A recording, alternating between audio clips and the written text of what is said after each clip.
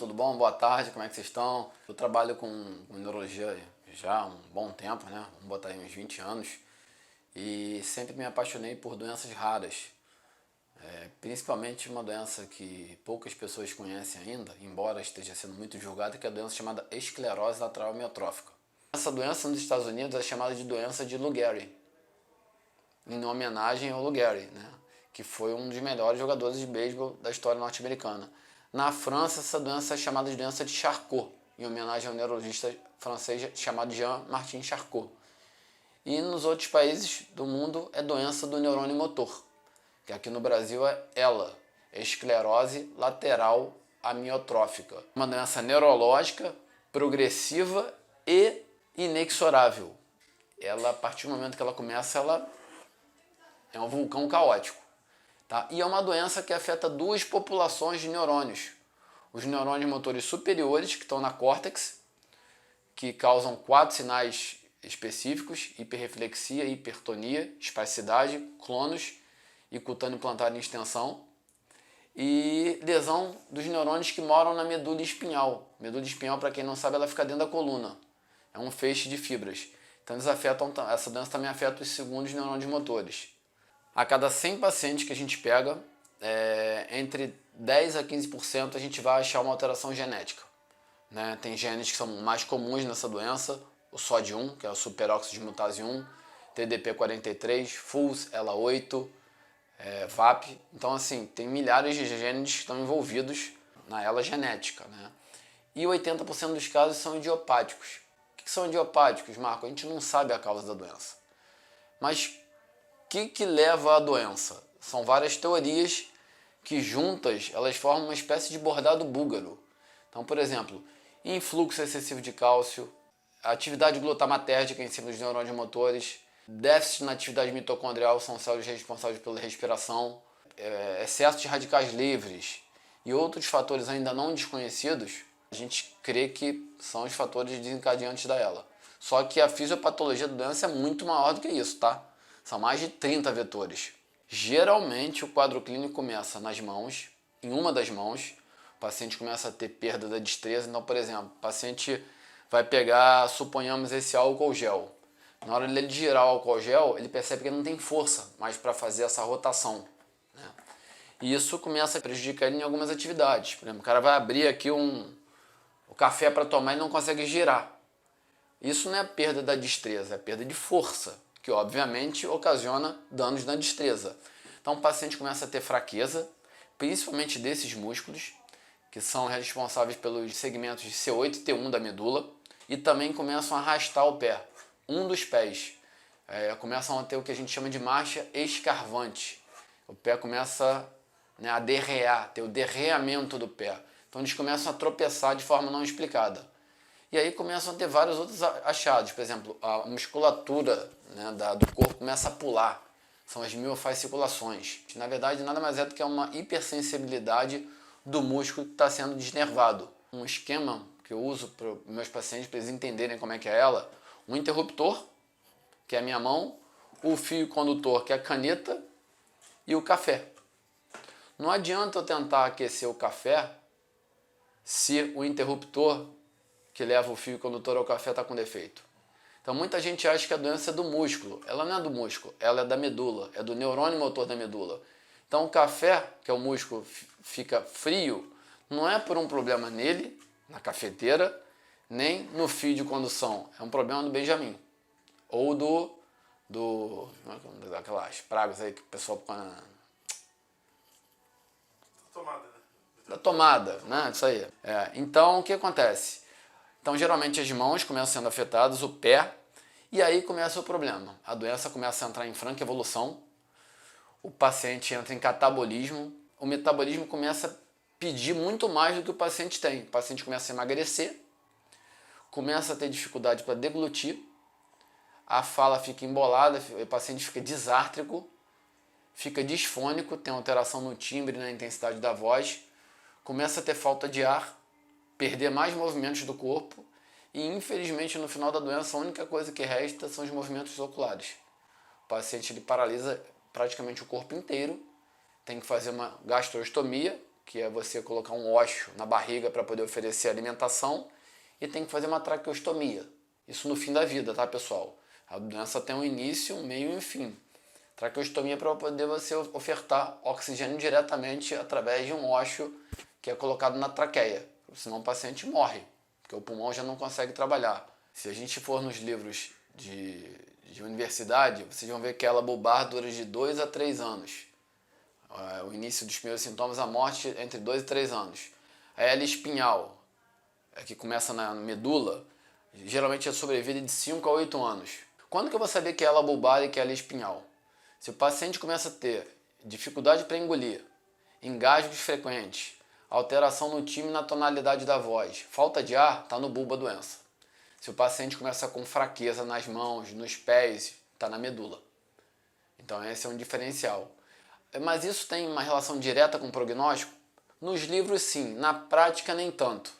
Tá ok? Eu tenho paciente com ela que tem 12 anos de doença, tem paciente com ela que tem 18 anos de doença, e tem paciente com ela que faleceram com 2 anos. Eu creio que esses medicamentos que a gente tem utilizado, não só os medicamentos on-label.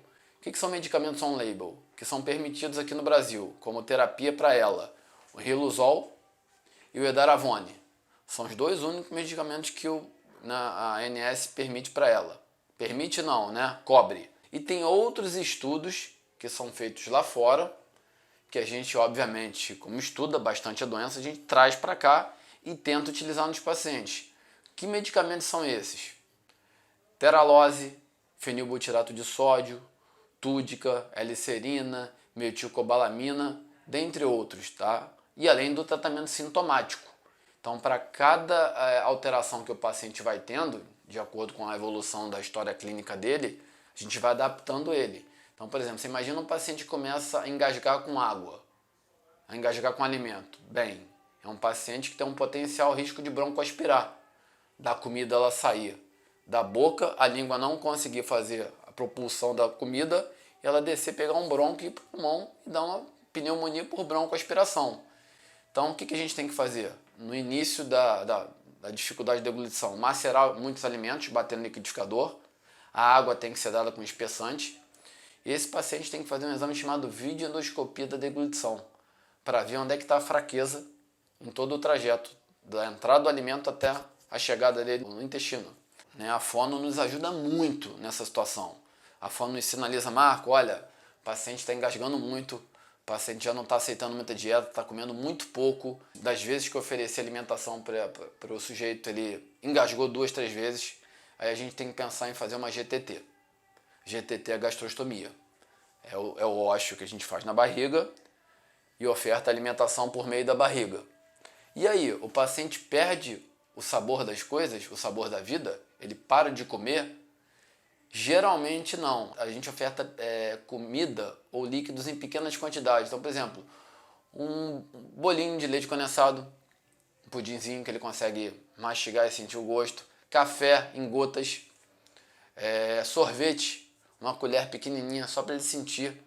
Né? A gente não tirar o paladar por completo desse paciente, que é um crime, né? Uma crueldade, mas em alguns casos não tem jeito, a gente tem que tirar. E no caso da falta de ar? Falta de ar a gente tem vários estágios. Aquele paciente que tem uma falta de ar leve, que não precisa de uma intervenção específica, é só monitorar. Um paciente que tem uma falta de ar já moderada, que a gente tem que fazer um BiPAP nele, que é acoplar uma máscara de silicone, para ele poder dormir, ou à noite, para não desaturar muito, ou, dependendo se for já para o caso extremo de mais gravidade, ficar um bom tempo com ela durante o dia e a noite. E quando esse paciente já começa a desaturar, ou seja, cair muito a saturação mesmo com BiPAP, a gente já tem que fazer a traqueostomia. Colocar o ósseo, a cânula, e ele vai ficar, né, na cama, infelizmente, com uma gastrostomia, com uma traqueostomia. E aí? O que resta nesse paciente? O que resta nesse paciente é a coisa mais importante para todos os pacientes que é com ela e o que restou no Stephen Hawking antes dele falecer. O encéfalo. Esses pacientes são conscientes na maioria dos casos. Só 10% a 15% dos pacientes com ela têm demência. Poucos têm demência, 15%. O restante tem a capacidade cognitiva plena. É como se ele ficasse preso na própria cabeça. Exatamente. O que aconteceu com o Stephen Hawking. Vocês lembram do Stephen Hawking? Né? E para os ouvintes que estão me ouvindo aí, tudo, né? Vocês até desculpam um copo de plástico, café, com a caneta Bic, não tem jeito, né? Médico de hospital universitário é assim, né? Não tem como ser diferente. Tem um aparelho hoje de comunicação não verbal. Tem vários aparelhos. O Stephen Hawking, na época, até ele ofertou um. Hoje a gente tem o TOB. O que é o TOB? O TOB é o sistema de comunicação não verbal. A gente coloca o aparelhinho, que é mais ou menos dessa espessura aqui, ó, acoplado num computador, e o paciente, com o movimento dos olhos, mantendo os olhos fixados sobre a tela e com o movimento do piscar, ele começa a escrever frases. E esse TOB ele tem um banco de dados. Então, por exemplo, se o paciente quer escrever comida, ele vai alimentando os dados e vai fazendo um banco. Então, quando o paciente mira no C, mira no O, ele já dá a opção comida. Se ele mirar no D, já vai para dor. Se ele mirar no PA, de repente pai. Então, ele vai vendo o que o paciente tem, os principais pedidos dos pacientes, e vai alimentando o banco de dados. E também tem fotos. O paciente pode fazer o TOB através de desenhos. Casa, filho, comida, falta de ar, dor. Aí o programa pergunta onde? P, vai perna. Então ele já vai adiantando até a fadiga central que o paciente tem na medida que ele vai interagindo com o programa. Eu sei que eu vou ser execrado aqui pelos meus amigos médicos, mas eu já estou tão acostumado a falar de ela, né, que eu não tenho vergonha de me expor. O médico ele tem um papel muito importante. O médico é que dá o diagnóstico. O diagnóstico quem dá é o médico. E quem mete a caneta com toda a pena do mundo e coloca aquele CID-10 G12.2, que é praticamente um desespero, é o médico. Quem medica é o médico. Só que o médico, depois que ele dá o diagnóstico, medica e o paciente vem trimestralmente, semestralmente, né, ele não passa a ser um mero participante de uma equipe transdisciplinar. Ele tem muito menos tempo com o paciente do que um fisioterapeuta, que tem um papel importantíssimo nessa doença, o profissional de fonoaudiologia, o psicoterapeuta, o psiquiatra em alguns casos, o nutricionista. Então toda equipe interdisciplinar tem que agir em harmonia. Eu não posso simplesmente abandonar um paciente com ela e falar, não, procura um fisioterapeuta, procura um fono, procura um TO, procura um nutrólogo. Não, esses profissionais eles têm que ser muito fechados conosco para a gente poder interagir bem e traçar as metas a curto, a médio e a longo prazo. Mas como é que eu vou saber se a doença é mais agressiva? Não tem como saber, entendeu? Isso é uma coisa que ainda é um mistério. Tem alguns fatores que são considerados de pior prognóstico? Sim. A doença quando começa em mulheres acima de 65 anos e de início bulbar. Então começou no bulbo. Acima de 65, 70 anos em mulher, os estudos com grandes quantidades de pacientes mostram que a evolução é galopante. Isso é uma norma? Óbvio que não é uma norma. Eu já vi homens novos, com 20 e poucos anos, com 35 anos para 36 anos, irem a óbito. A gente não tem que se desesperar, embora seja uma doença desesperadora. A gente tem que acreditar que novos medicamentos estão aí, em fase de estudo, e não perder uma coisa que existe dentro da nossa cabeça, que vai existir até a gente morrer, que é a esperança. A gente tem que ter esperança, e a gente tem que acreditar que o nosso caso vai ser aquele caso mais arrastado, que daqui a um tempo certamente ele vai ser beneficiado com uma terapia mais promissora.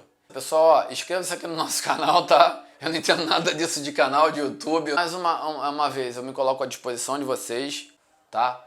Um grande beijo para vocês e gratidão pelo tempo que vocês acompanharam aí a nossa entrevista. Um beijo no coração de todo mundo.